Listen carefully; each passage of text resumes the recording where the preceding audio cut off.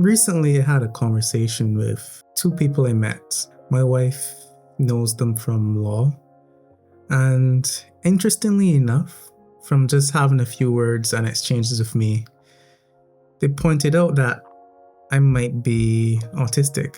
Now, this isn't new to me. My wife has been telling me I'm on a spectrum for a long time now.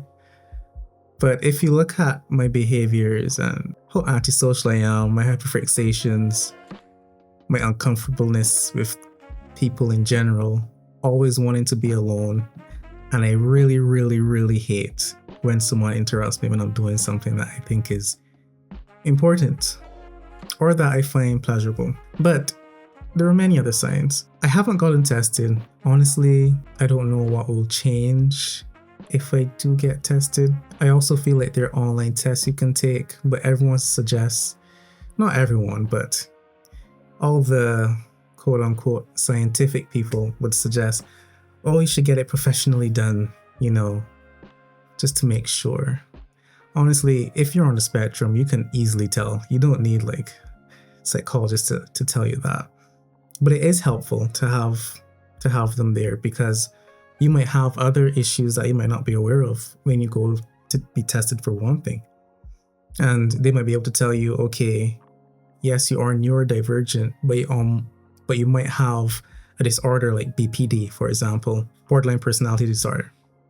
So I was talking about it with them, and my wife asked me how I became better in the relationship because who I was talking to, the neurodivergent male, was just like me. We're not very good with emotions. We get very lost in our work, in our passion. We're very isolated, very honest and blunt. We tend to say a bit too much. But in my relationship, and theirs, I guess, the issue is always emotions. And for someone on the spectrum who has trouble connecting, because that's usually an issue of connection, I don't know exactly if autism is purely a genetic thing or if the environment influences the person's personality. I guess if you know, you can let me know in the comments. But honestly, I feel like I'm just deeply traumatized from my childhood. So I never thought that it might be a neurodivergency. But if I think about it, because I always made this complaint, why is it only me who reacts this way and disconnects strongly from human beings when I know plenty of people who didn't have their mother, plenty of people who didn't, engage with their parents well, were worse off than me. But thinking back to it, yeah, I was traumatized from not having my biological mother there. But even as a child, I was very different around other children. Highly sensitive. And I think that's a sign of neurodivergency. Highly sensitive children. Everything can be just too much emotionally, just a bit too much.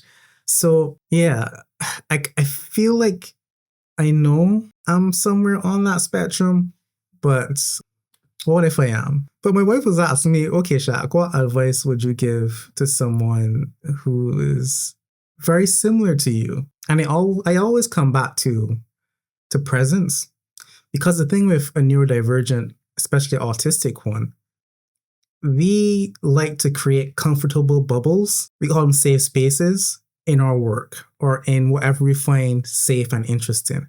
So for us, it is a dopamine fix. When we find something that we really like, we can focus on that thing and block everything else out. And for us, that's a wonderful feeling. When I was learning programming, nothing else mattered. I woke up every day excited to learn more, excited to build something new. I do have all my obsessions. I went through photography. I went through music production. I went through trading. I have a catalog of things that I just had obsessions over, and I just learned them consistently for months. And for me, I'm more tech-based. I love tech. So anything techie that I want to learn, I'll just dive right into that.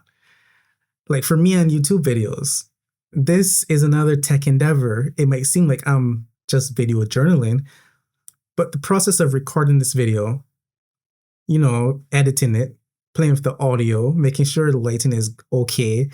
The technical aspects of it, the tech aspects of it is very soothing to my soul. But the advice I gave was presence. Because when we hyperfixate on things, nothing else matters. Not even your closest partner. And a lot of people mistake that hyperfixation for narcissism, but it's not. I think because we're so sensitive, we kind of enjoy things that can take all of our attention, so we don't have to endure, all of the other things like emotions that are around us and people. So I said to him, presence is a good way to start. Just every day, just take some time to be present. And it's the most difficult thing you can do. Not even for like autistic people, just people in general. People have trouble meditating. Taking time to be still. It's funny because the to be still video that I made earlier, I was wearing the exact same shirt, came full circle. But yes, being still allows you to feel all of those feelings that you've been avoiding. And it hurts like hell. Like you can do it, you might start, right? And then you're like, oh my God, it's so quiet. And then it may not happen immediately or on your first session, but all the trauma, all the fears, all the discomfort just starts to like bubble up to the top and it becomes very overwhelming. And at that time, you're tempted to just run away and go back to something comforting. But this is the most crucial moment to allow yourself to cry. I think being able to feel the despair of being overwhelmed by all your emotions is important. Eckhart Tolle always says, die before you die. What you're going through at that point is egoic death, basically. It's like your identity is being threatened. That's what it feels like. It feels like you're dying, but you're not going to die. It just feels that way. And then sometimes you feel like you want to take your own life because it can be so overwhelming. But sit with it and cry. You can go outside, you can touch the grass, feel yourself fall. It might feel like, well, for me, this is what it felt like. It felt like I would have to endure my trauma for the rest of my life because my trauma is that painful for me. It felt like I would never be free of it. I would have to endure this shit all the time. And in the moment you're experiencing what you're experiencing, there's only radical acceptance. That's the only way to go through it. You can't push it away. You have to accept it fully. And for me, it had to be like, I might spend the rest of my life with this pain and the sadness. I might never be normal. And I accept that.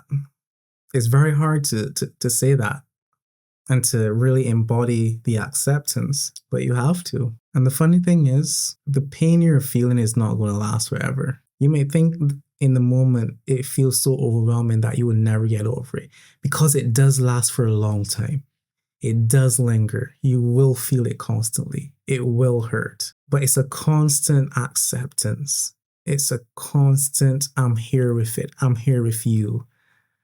And the thing about your trauma is, well, for most people, that trauma usually stems from feeling some sort of unloved or unworthiness. And in those moments when you're like really deep in those feelings, you have to be compassionate with yourself and say, hey, I love you. It's okay. It's okay. You don't have to do anything. You don't have to prove your existence. You don't have to prove that you're worthy. Just exist. Just exist and feel your pain. I think we forget that we've made it this far, not all by ourselves, but from the help of others and the universe around us. We tend to get so caught up in whatever we're doing that we forget that we're not alone. And even if we have to take a minute for ourselves, even if we have to take a break and be like, I can't do this because I'm feeling so much, that's okay. I don't think we emphasize being completely still and feeling what you're feeling and feeling your pain. So yeah, it might be autistic. Very high chance it could be. But for anyone who's going through that hyperfixation, that disconnection from your emotions. It's okay. I know some of you have partners, and some partners are very upset. Why can't they focus on me? Why can't they spend more time with me? Why are they so distracted? Why are they so cut off from their emotions? You can get better. And it's nice to have a partner who is patient. I mean, my wife is very get it, get it done. But she's still very, very patient. She pushes me, but she's still patient. And it's nice to have people like that in your life. So if you feel like you're not living up to your partner's standards, it's okay. There are ways you can get better. You're not alone in this journey of isolation and emotional disconnection. Be patient and take some time each day. I know it will hurt. And this is why you have to put it at the very, very top of the list. Very, very top. I know all of your fixations, all of your excitement. When we wake up, we hit the ground running. We have things on our mind that we want to do, that we like to do. And it's very hard to stop that train.